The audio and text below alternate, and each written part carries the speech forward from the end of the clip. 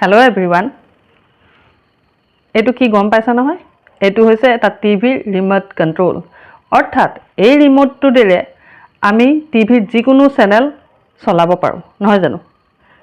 কিন্তু যেতিয়া এই ৰিমোটটো বেলেগৰ হাতলৈ যায়, তেতিয়া আমি যিটো টিভিত শ্ব' চাই আছিলোঁ বা কিবা ভিডিঅ' বা কিবা চাই আছিলোঁ, সেইটো আমাৰ চোৱাৰ অৰ্থাৎ আমি চোৱাৰ পৰা বঞ্চিত হৈ যাওঁ। প্ৰব্লেম সেইখিনিতো নহয়। প্ৰব্লেম তেতিয়া উদ্ভৱ হয় যেতিয়া এই ৰিমোট কন্ট্ৰোল নামৰ বস্তুটো অৰ্থাৎ আপোনাৰ লাইফৰ যিটো ৰিমোট কন্ট্ৰোল বেলেগৰ হাতলৈ যায়, প্ৰব্লেমৰ ক্ৰিয়েশ্যন তেতিয়াহে হয়। অৰ্থাৎ সেই ব্যক্তিজনৰ হাতত যদি আপুনি আপোনাৰ জীৱনৰ ৰিমোট কন্ট্ৰোলটো দি থৈছে, তেন্তে তেওঁ যিটোকে কয় আপুনি সেইটোকে কৰি থাকিব লাগিব। অৰ্থাৎ তেখেতৰ ৰিমোট কন্ট্ৰোলত আপুনি নাচাবাগা কৰি আছে। কিন্তু এতিয়া সময় আহি পৰিছে নিজৰ জীৱনৰ অৰ্থাৎ নিজৰ লাইফৰ ৰিমোট কন্ট্ৰোলটো নিজৰ হাতলৈ অনাৰ। অৰ্থাৎ কোনোবা ব্যক্তিয়ে আপোনাক খং উঠালে আৰু আপুনি খং কৰিলে, কোনোবা ব্যক্তিৰ কথাত আপুনি মনত দুখ পালে বা কোনোবাই আপোনাক ঠাট্টা কৰিলে, এইবিলাক আপুনি বেলেগৰ ওপৰত ডিপেণ্ড কৰি চলি আছে।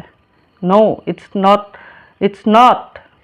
It's time to your. অৰ্থাৎ এতিয়া সময় আহি পৰিছে নিজৰ লাইফৰ ৰিমোট কন্ট্ৰোলটো নিজৰ হাতলৈ অনাৰ।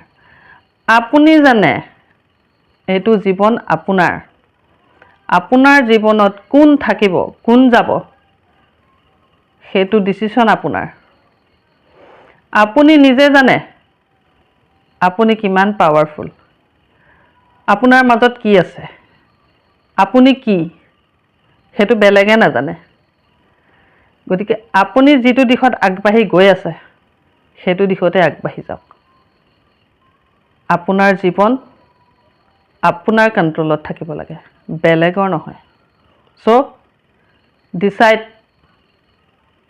এই ৰিমোট কণ্ট্ৰোলটো প্ৰকৃততে আপুনি কাৰ হাতত দিব খোজে। Thank U.